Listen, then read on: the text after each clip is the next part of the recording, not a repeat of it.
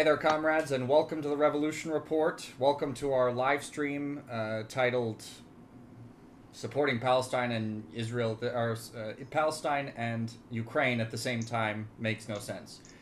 We decided to do this live stream because we've both been seeing a lot of people around the internet with like a Palestine flag and a Ukraine flag next to each other in their name on Twitter or whatever. We've been seeing a lot of contradictory statements from people in the West in terms of both politicians and media personalities and people in general, and it just like makes absolutely no sense to us here at the Revolution Report. As you can see, I'm joined by the Deputy Editor-in-Chief, Slava Jalili. We've done some live streams together in the past, so we're going to do another one today. We both feel pretty passionate about this subject, and I think the main thing that I could say that kind of encompasses this general frame of thought of these people who are on the left specifically and support both Palestine and Ukraine. I think I can illustrate this with a story that I have myself, right? I was on Twitter the other day, and I don't remember what I was looking at, but there was someone in the comments section with one of these Palestine Ukraine flags right next to each other, and this, to me, I just had to like comment on it. It was something connected to either to Ukraine or Palestine, and I had to respond to him, and I was like, "Do you realize it doesn't make any sense to be supporting Palestine and Ukraine at the same time?" And then he was like, "Oh no, that's not what happened. I'm sorry. It was something about the Russian military operation. He had these two flags together at the same time." I was like, "How can you support Ukraine in the military operation while you at the same time support Palestine and you claim to be a leftist? Every socialist country on the planet supports Russia in the Ukraine conflict. There's not one exception." And the response: there is no such thing as an actually existing socialist country in the world. So that was like, oh, okay, I understand. So these are the kind of people we're dealing with here, right? It's just absolutely ridiculous. To say that the struggle of the Palestinian people and the struggle that the Kiev regime is waging against Russia are the same thing. I mean, and that's what we're going to talk about in this live stream, right? First thing that Yeah, Sorry, go ahead, Slava. yeah. My favorite thing is the slogan that they're using. I've heard it not just like online and in speeches and stuff, but even on during some of the protests, like pro-Palestinian protests, they're using slogan from Ukraine to Palestine, occupation is a crime. And it's just so ridiculous because, yes, we all agree that Israel is occupying Palestinian territories. That has been a known fact for ages, right? But they're also assuming that the SMO that Russia had started in Ukraine, that's an occupation, which we all know it's not true. So, yeah, it's so upsetting because it just shows that people are confused and they don't know, like, about Palestine. There was so much research done and so many like independent journalists have brought light to what's happening there, but about Ukraine, I guess it's kind of new, so still lots of people are confused. Yeah, and also it's absurd to hear people saying slogans like that, supporting the same people that use the slogan "Slava Ukraini," which is a fucking fascist slogan from World War II that the Nazis and the collaborators used together. You can go and look on the internet and find banners from World War II where that slogan is used. It's used right next to Heil Hitler. So these people that are supporting Palestine against an actual modern day fascist country like Israel, which I'm sure these people would not dispute. I'm sure they find Israel to be fascist as well. They're supporting a fascist regime themselves, and it's also there's also a contradiction not only in how these activists or ordinary people are coming to these conclusions, but also the political stances of countries also. Like recently, we saw that 3 new European countries have decided to recognize Palestinian statehood. That's Norway, Ireland, and Spain. And these are the same countries that are also giving money to Ukraine. Spain just recognized, or Spain just vowed to give another $1 billion in 1 billion euros in military aid to Ukraine. Ireland has not given that much to Ukraine, but that's comparatively speaking because they've given hundreds of millions of dollars. They give me that money. I'd make better use of that instead of giving it to Ukraine. And again, Norway also, they just last month committed another $629 million to Ukraine. So these are countries that, for some reason, are morally objecting to what's going on in Palestine, but at the same time supporting a straight-up fascist regime that's that's canceled elections, banned the opposition, and the comparison, just like to compare Russia to Israel, is so backwards because, I mean, we got to remember that Ukraine was the government that was terrorizing the Donbas people. Russia got involved to stop that from happening. So a better comparison, I would say, would be if a power stronger than Israel got involved in the Israel-Palestine conflict on behalf of Palestine, then that power would be comparable to Russia. But this is not an occupation. This is not Russia's not committing genocide against the Ukrainian people. It's absolutely ridiculous comparison. Yeah, exactly. And I think a lot of these leftists and people here in the West who are supporting Palestine and Ukraine, they just don't know who do Ukrainians support in Israel-Palestinian conflict, right? Like they think that Ukrainians would be on the side of the Palestine because they're going through the war, and who if not them can relate, right? But surprise, surprise, Ukraine is not on the side of Palestine. And recently there was a study or like survey done in Ukraine. I think it was after October 7 happened, so it was November, December, when they have asked thousands of Ukrainians in different parts of Ukraine, and they asked them, who do you support? Israel or Palestine? And 69% of those asked answered that they support Israel. 18% said both sides, and 12% said difficult to say. Only 1% of Ukrainians answered that they support Palestinians. So that kind of tells you, where their morals are, right? So I'm just wondering, like, if all of these people here in the United States would, who put Palestinian and Ukrainian flags next to each other, if they find this out, what their reaction would be. What do you think? Yeah, I really don't know, but I mean, it also has to be understood, right, that at the beginning of, and even now, I mean, like the Ukrainian and Israeli governments have super friendly relations. Even just now, the Ukrainian government is like saying some bit of like a little bit of pro-Palestine stuff because they're trying to get support from wherever they can, obviously, but. Is the Israeli government and the Ukrainian government has been longtime friends, and also it just seems like an instance to me in terms of leftist support for these two governments is that it's kind of like a mentality of like always wanting to be on the side that's losing, rather than having an actual principled position.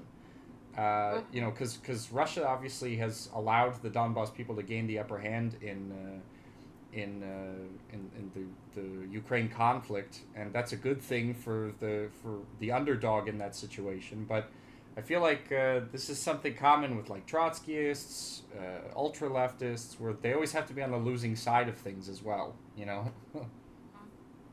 Yeah, and also we have to remember that Ukraine was, since this 10/7 happened, October 7, they were either opposing or abstaining from voting in like UN resolutions. Like, there were multiple of those resolutions, like for ceasefire, right, in Gaza, or humanitarian support or stuff like that. Ukraine has always been against that, or they were abstaining, like they didn't want to, have anything to do with it. So, that means they're on the side of the Israel.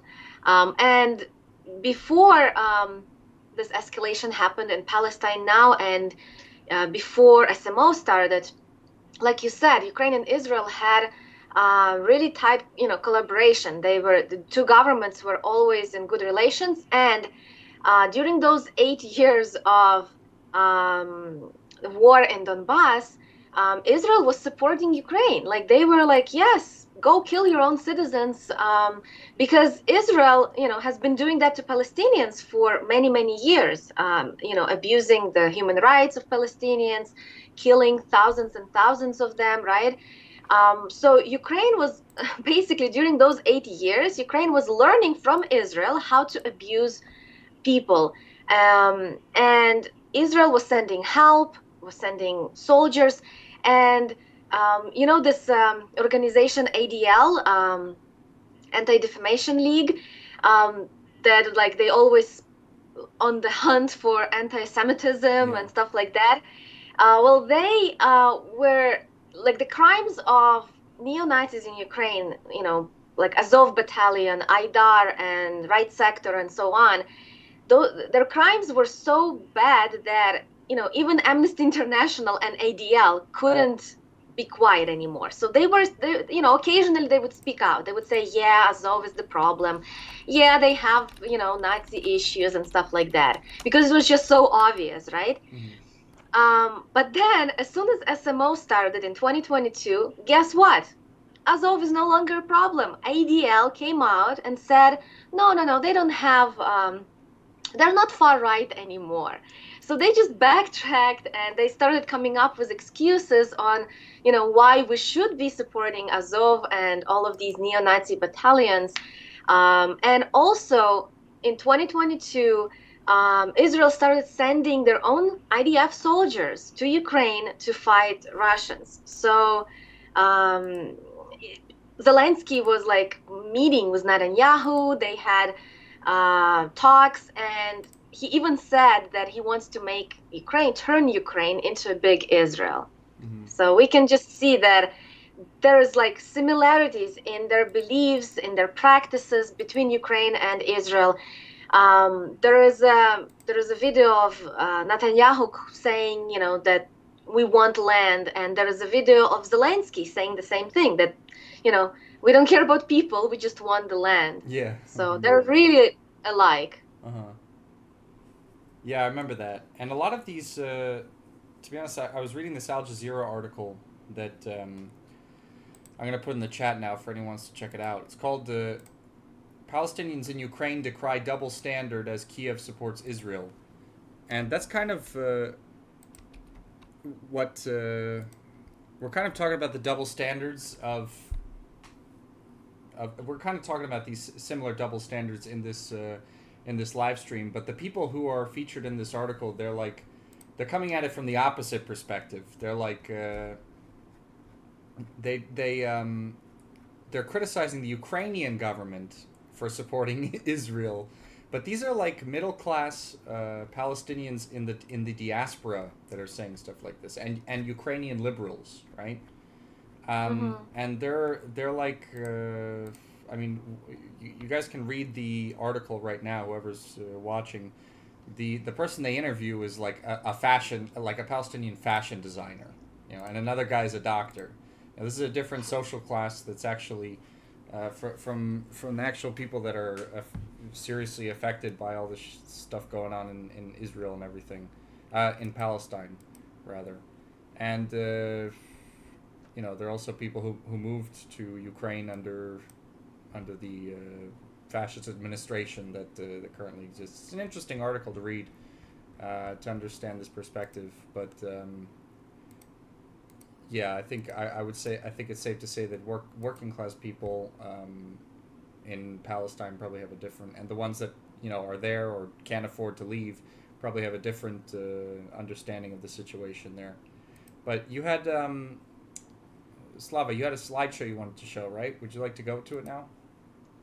Yeah, if you can put it on the screen, that would be good. 1 second. It's just a few slides I collected to illustrate what we're talking about. Mm-hmm.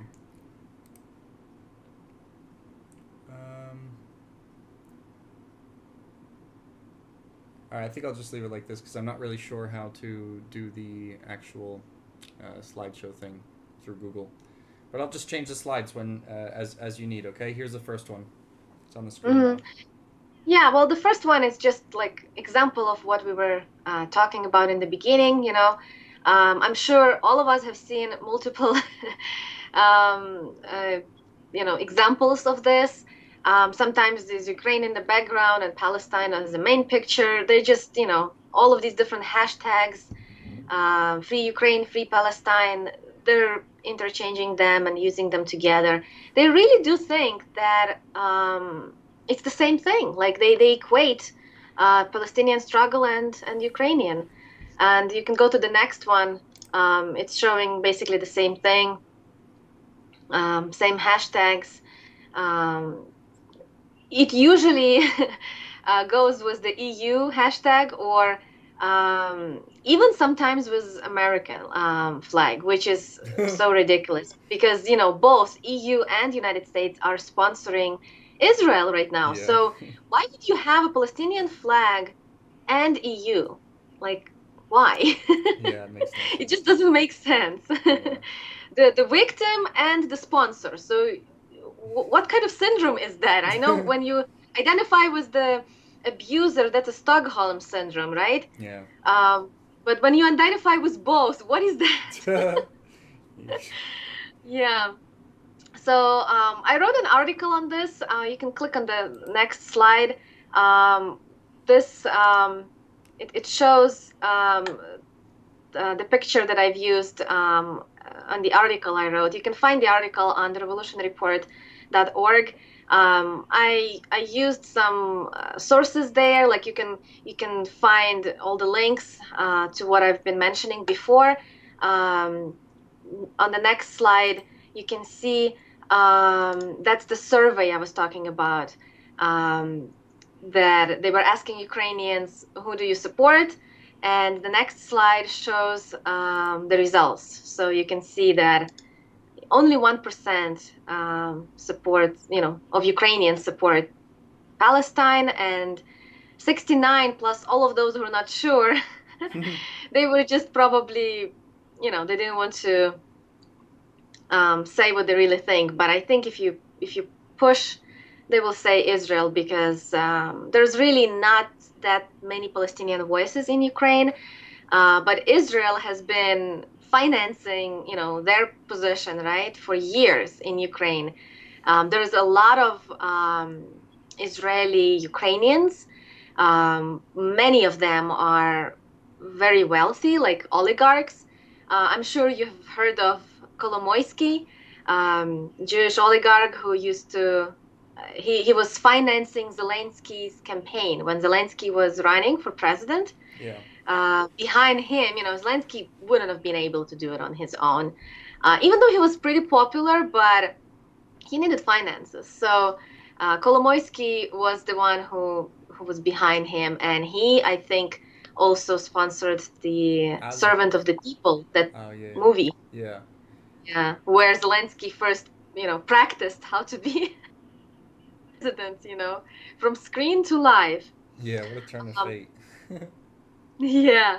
And on the next slide, you can see, the meeting with Zelensky, between Zelensky and Netanyahu, when he was saying that he wants to transform Ukraine into big Israel, which means like highly militarized state, because that's what Israel has been for all these years. Like no freedom of speech. You have to, non-Zionist Jews had like really hard time in Israel. We all know that. And I guess that's what Zelensky is fantasizing about. He really wants Ukraine to be what it is right now. No opposition, no criticisms. Like anyone who dares to say anything different from the mainstream will go to jail. And they want to keep it this way because it's easy to rule that way, right? To be a dictatorship. And on the right, you can see this is from April 2022, so right after the start of SMO. Tweets like this started emerging, on different social media. We saw posts of Israeli soldiers and Ukrainian military personnel posting pictures of IDF soldiers arriving in Ukraine and working together. So this collaboration has been going on. And on the next slide, we can see ADL prior to special military operation, what their language was, right? They were like, has ties to neo-Nazis, Azov battalion, and white supremacists. Because the founder of Azov, Andriy Biletsky, he's famous. He's said many times that we want to lead white race in fight against, I don't remember exactly what he said, but like basically anybody who's not white. Against the Jewish mafia or Muscovites or something like that, he said. Yeah. So ADL, it was just like even too much for them, right? They had to say something. But then on the next slide, we can see that 2022, everything have changed. Azov is no longer far right. It's no longer a problem. And right now, Israel is supporting, all of those groups. Yeah. And on the next slide, you can play the video of Netanyahu. It's just a little clip I made of Netanyahu and Zelenskyy.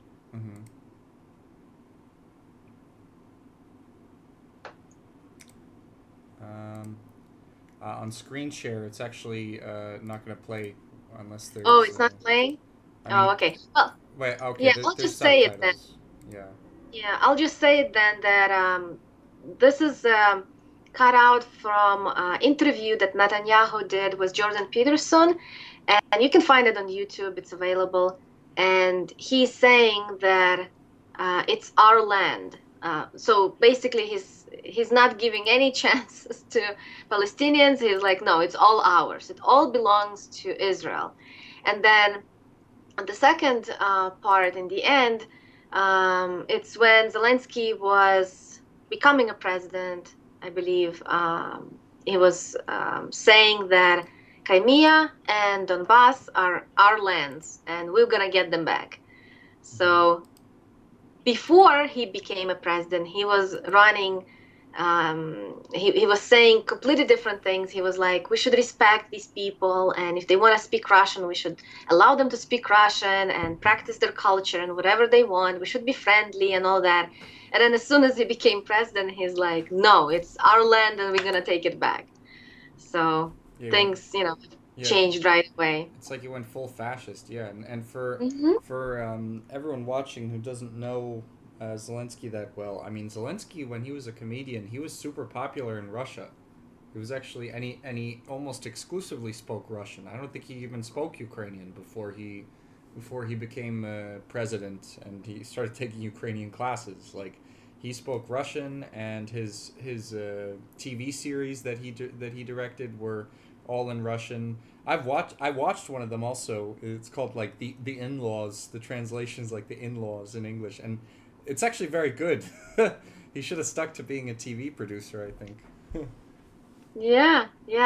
His even The Servant of the People, that series was so great because he was playing this like random history teacher who was not satisfied with the way government is, in Ukraine, and therefore he was ranting, and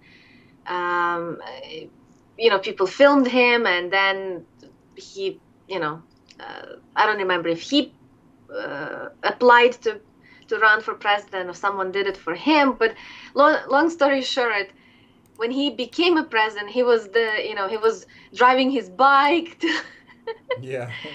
riding his bike, and he was like a humble president who was trying to change things and really sincerely like caring about his people. Well, in real life, it's a completely different story. He doesn't care, and it's not like it's just him like that. It's the whole regime. Yeah. Petro Poroshenko, the guy who was the president before Zelensky, he was the same way. Hmm. Um, it's just Zelensky. He's like Ukrainian Obama. He knows how to sweet talk, and Poroshenko is like Trump. He would just say crazy things. He wouldn't think, so he would just say it. In in the beginning of our documentary 8 years before, that's the next slide, by the way, but you probably can't play it. So I'm sure our audience have watched our documentary, Yeah. and right in the beginning, it shows Petro Poroshenko, where he's saying that our children will go to school and your children will sit in basements and hide from bombs and stuff like that. So he was basically saying that if you are not with us, we will make sure to make your life uncomfortable and as hard as possible. And that's exactly the way Israelis are, Israeli government is treating Palestinians, like a second class citizen, like not even second class, like subhuman, and that's how Poroshenko was talking about Donbass citizens. Hmm. So the same kind of treatment, that way too many parallels to be made. Yeah. Yeah. Big time. I mean, when Petro Poroshenko said that, yeah, it was like. I remember when he first said it. I was watching on TV in the West. That's one of this whole Ukraine conflict is one of the reasons why I came to Russia. To be honest, I was inspired by some of the people who moved over here to either become journalists or some came to fight, like Russell Texas Bentley. Hmm. So yeah, I remember that Yeah. vividly. Yeah. So, that's like one of the reasons why everyone should reevaluate their support to Ukraine is, even Ukrainians themselves don't support Palestine, and there's too many similarities between Ukraine and Israel. And the second reason I think that's way too obvious is the fact that the same powers are supporting Ukraine and Israel. They're not supporting Ukraine and Palestine, they're supporting Ukraine and Israel. Hmm. And of course, I'm talking about Western imperialism. Recently they have been sending, like before, the support packages were just going to Ukraine, right? But now they're like mixed packages: Ukraine, Israel, and Taiwan. Taiwan is going to be the next Ukraine, right? It's when things are not going to work in Ukraine anymore, when they can't milk it anymore. I'm sure we're going to see some movement happening in Taiwan. It's already kind of brewing, right? There's the news are coming out uh, that something is happening, but it's not a hotspot yet. But I'm sure Ukraine has just a few months left, most likely, because even today I saw a Telegraph article where they've changed the title, the headline. First, it said Ukraine knows it's finished, and then a few minutes later they changed the title. They probably got the memo. They're like, no, no, no, that's too harsh. Don't say it out loud Yeah. yet. And they said, oh, without Western support, Ukraine has few months left. So everybody knows, like they all realize it, but they're not allowed to say it yet. Hmm. So even though United States and Europe are sending tons of money, uh, you can click on slide number 11, Hmm. um, which is the main page of United States Department of Defense. That's their mission, the mission of United States empire, Right. to remain steadfast in support of Ukraine and Israel. And pretty soon they're going to add Taiwan to that too. Yeah. So you can't be supporting Palestine in Ukraine, There are a lot of Americans, though, who are consistent. Like, they support Ukraine and now they're supporting Israel, right? It was Palestinian conflict. So we see that consistency with some population, some people. But those who are confused, I think eventually they'll realize that they were wrong to take Ukrainian side instead of taking the side of Donbass. And little by little, some people are realizing that, and they kind of rethinking their position. So hopefully more and more people here in the West will see that Ukraine is not as innocent as they're trying to portray here. And Ukraine was doing a lot of crazy things in the after Maidan, even before Maidan, but especially after the 2014 coup. So hopefully people will learn that and they will not be taking the side anymore. Yeah, I think a lot of it has to do also, and I agree with you that I think a lot of people are starting to change their minds. But the reason why it's been like this for a while, I think, is because the Palestinian people have really won the war of information a lot better than Russia has won its war of information in the West. Like, I mean, there's tons of information that you can find. Coming out of Gaza, the authorities there have been pretty effective at making sure that the information makes its way to the West. Western media outlets also have been, covering these events, not just not mainstream ones, but I mean like ones that are sort of more activist oriented. Whereas in the Ukraine situation, Russian media outlets were just completely shut down in the West, in the European Union, in the United States, and the independent journalists that have been there, they're just being attacked by Western governments as well, as stooges or violating sanctions or whatever. I think the reason is pretty clear. It's because the Israel-Palestine situation is like an embarrassment for the Western governments that support Israel, and they all support Israel, and they don't have any other choice because Washington supports Israel unconditionally, and if Washington does that, then the other Western governments don't have any sort of say in the matter. Whereas with Russia, with the Russian military operation situation, it's quite different. I mean, they've been trying to colonize Russia for the longest time, and this is their attempt to inflict maximum damage on their number one enemy. So even though Russia doesn't want to be the number one enemy of the West, but the West is dead set on Russia being its number one enemy. So I think that's why it's being treated differently. Yeah, true. We got a super chat, by the way. Thank you so much to Joe the Red. And he's asking a question here. Wasn't it in April 2021 when Zelenskyy did a switch and became very hostile towards Russia and the Donbass? His dialogue took a very dramatic turnaround then. I think it was even before that. I mean, as soon as he became president, his language changed, which that was 2019, I believe, when he became a president. But his actions, he was supposed to stop the operation, like they called it anti-terrorist operation in Donbass. He was supposed to stop it. He promised to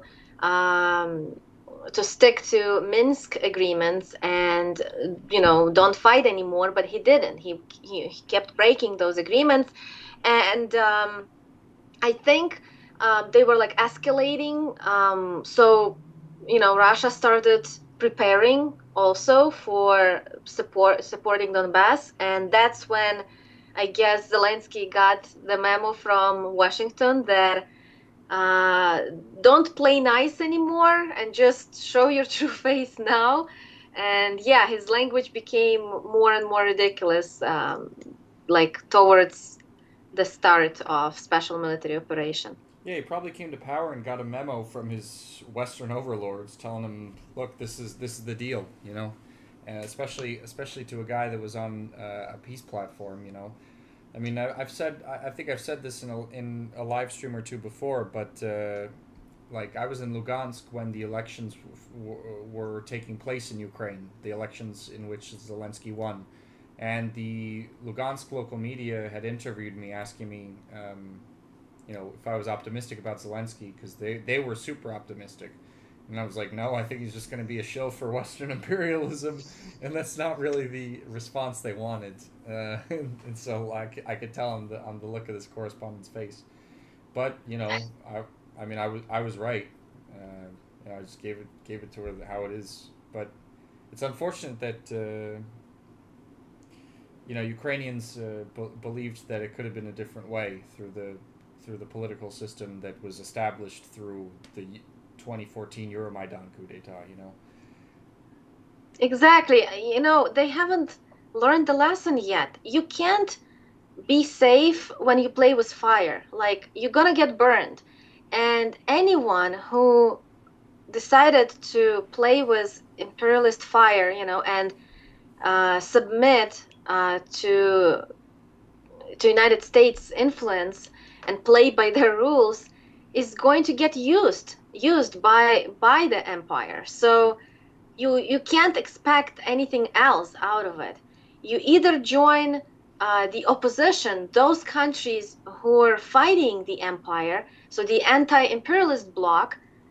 If you want to survive, you have to be together, united with everybody else who's also trying to fight the empire. Mm-hmm. But if you're going to, you know, submit and hope that they're not going to use you, that's just naive, you know. So uh, I hope more and more Ukrainians will realize that United States is not their friend, and they don't care how many Ukrainians die, and they don't care what the quality of life they're gonna have. I just learned today that almost one third of Ukrainians, so the population of Ukraine right now is like 32 millions, 9 million, so almost a third, it lives below poverty line. That's what happens when you listen to directions from the empire, and you know, and you do what they say. They're going to extract all the everything they can. They are going to take it from you, right? So United States have used Ukraine, and some are opening their eyes already. And you know, between the conversations I have with people here or with my family back home, more and more are starting to complain about Zelenskyy and say, no, that was a mistake. He's not good and stuff like that. If you know, 2 years ago, when I would talk to my family or my friends, they would be just like Western media Mm-hmm. were saying Zelenskyy is the hero. They were thinking the same way, even if they didn't vote for him. You know, because the 73% voted for Zelenskyy, right? But there were still those who didn't. But everyone was like, he's a good leader because you know he's a war leader and stuff like that. Now, so many are complaining and disappointed in his leadership. Like they finally realized that he's making things worse because he doesn't want to negotiate. Like, how many times Russia offered negotiations and he's like, nope. But I'm sure it's not his idea to say no. It's they're telling him, they're like, don't don't negotiate, because Mm-hmm. they want the war to keep going. Yeah. They don't want to stop. Yeah, of course. I mean, they want to hurt Russia as much as possible. Russia's been the geopolitical opponent of the West for the longest time, and it's like that part from Shrek where I forgot what his name is, but he's like the prince in the show, and he's like, many of you may die, but that's a risk I'm willing to take. That's like how it's like how the West is dealing with Ukraine right now. They don't really care how many people die. Yeah, It's just about maximum pain in being inflicted on Russia, and it's exactly, unfortunate to that the Ukraine last has become Ukrainian, yeah just like they said. yeah. It's unfortunate that the Ukrainian people have been become the tool to accomplish that, but Hmm. especially because it's a brotherly nation to Russia, you know. And this is the difference between the attitudes of both the Russian side and um, the pro Western Ukrainian side in this war, right? I mean, these Ukrainian fascists that have been propped up by the United States. I mean, they hate Russians. They hate people from Moscow. A lot of them hate Jews. On the Russian side of this situation, I mean, like people don't hate Ukrainians. They see it as somewhat of a civil war, to be honest. They see they see the Ukrainian side as taken over by a hostile power, a hostile foreign power, being the United States and NATO and all that. But like I haven't seen one person being in Russia who was like racist towards Ukrainians, Hmm. Yeah. Yeah, I have friends and family living in Russia, and I've never heard anything bad about Ukrainians from them, just like you say. Um, and we have someone here in the chat saying that, what do you think Russia has been doing in Eastern Europe, the Caucasus, and Central Asia for 400 years? Well, first of all, Who said that? Shahraist, the Oh, yeah, Shahraist, it's yeah. Uh-huh. you're talking about three different countries. Yeah. Russia is not the same country that it has been 200 years ago or 300 or even 50 years ago, right? Mhm. So the foreign policy of a Russian empire was different from foreign policies of Soviet Union, and it's different from Russian Federation. So you can't just lump together three different countries and call it Russia just because it has it's the same people at the core of it, but it was different, different economic system, different politics, right? Mhm. um, so you can't judge everything like that. You have to take each separate country and discuss their foreign politics and see why they were doing certain things. Like, I'm in no position to defend Russian Empire. Yeah, I don't like They the were Russian Empire. brutal towards Ukrainians, Yeah. just like the Polish Empire, just like, I don't know, any other empire in the past. I'm anti-imperialist, so I'm first to admit that I disagree with what Ukrainians were going through under Russian Empire. Then, it was this a whole change, right? World War One, half of modern Ukrainian territories became part of Soviet Union right away. Well, not right away, but like in the beginning of Soviet Union. The other half became only after World War II. So there were so many different things happening, and you can't just say, "Oh, Ukrainians good, Russians are bad." There were a lot of, history is not linear and it's not easy to discuss. So everything has to be taken in context. Yeah, and But all three yeah, go ahead. all three of these societies had different socioeconomic structures. Even if the Russian Federation is says that it's the successor of the Soviet Union, or the historical successor of the Soviet Union, and the Russian Empire at the same time, doesn't mean they have the same socioeconomic structure, superstructure in society. They're three actually very different ones. Exactly. Russian Empire was feudalist. Yeah, And then Soviet Union was on its way to socialism, right? yeah, They were building socialism.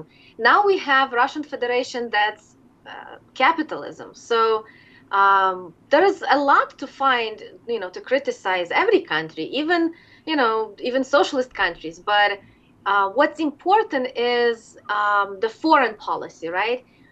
As we explained throughout this live stream, it wasn't that Russia invaded Ukraine because they want territory or they want to just kill Ukrainians. hmm They have announced the reasons for special military operation in the beginning. It's to denazify and demilitarize Ukrainian regime and get it from under the influence of United States empire. Um, and that's true because we've witnessed, it's like nobody can tell me that no, there is no Nazis in Ukraine. there's way too much evidence to support this claim. Like I brought up earlier, even ADL, and there's a ton of Western media articles, TV clips, and stuff like that, admitting that yes, there are Nazis in Ukraine. So it's not like we're coming up with this, there is evidence to support it, and people in Donbass did go through very hard times under Ukrainian regime. So you can't just claim Russia for saying taking the land. Have anyone seen how big Russia is? Like, do they need any more land? No. Yeah, so it's not about land and territory. It's about people. Yeah. To protect the people, and people of Donbass deserve for a voice.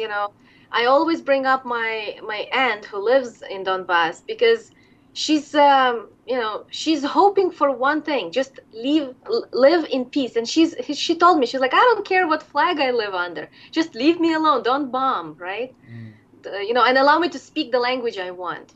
That's her main concern. Yeah, something that was, by the way, protected in Soviet Ukraine. You could speak Ukrainian or Russian; it didn't matter.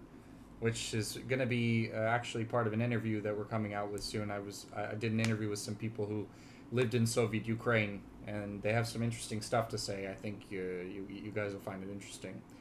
But Yeah. Sorry, go ahead, Silva. Yeah, I just recently came across my birth certificate.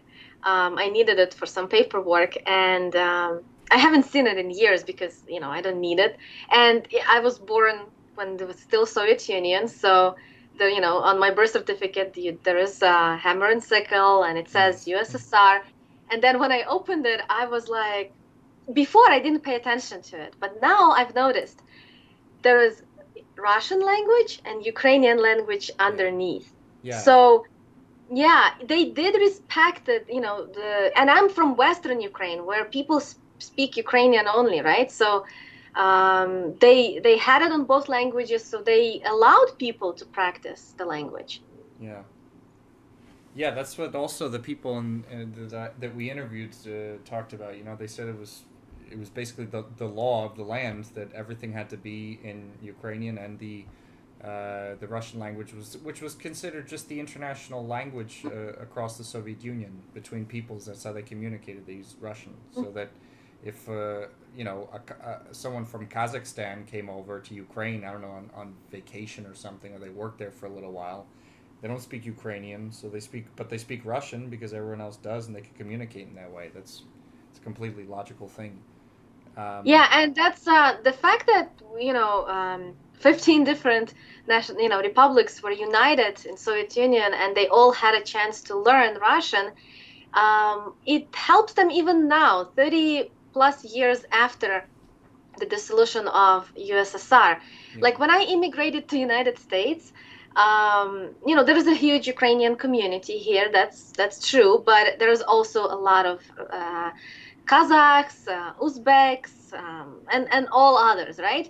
And so I used to work with some Kazakhs before, and Russian, like, they didn't know English that well. I didn't know either because, I just immigrated. So Russian was saving us, right? We could communicate because we both know Russian. Yeah. Yeah. But yeah, we're running a little short on time now. So how about we go through the rest of the slideshow? Yes, Slava? The last two slides? Yeah, I just wanted to show the last one, which is, I think this slide summarizes everything we've been talking about today. Yeah, pretty much. Because, yeah, you can clearly see that it's the same ideology. Ukrainian neo-Nazism and Zionism are the same thing.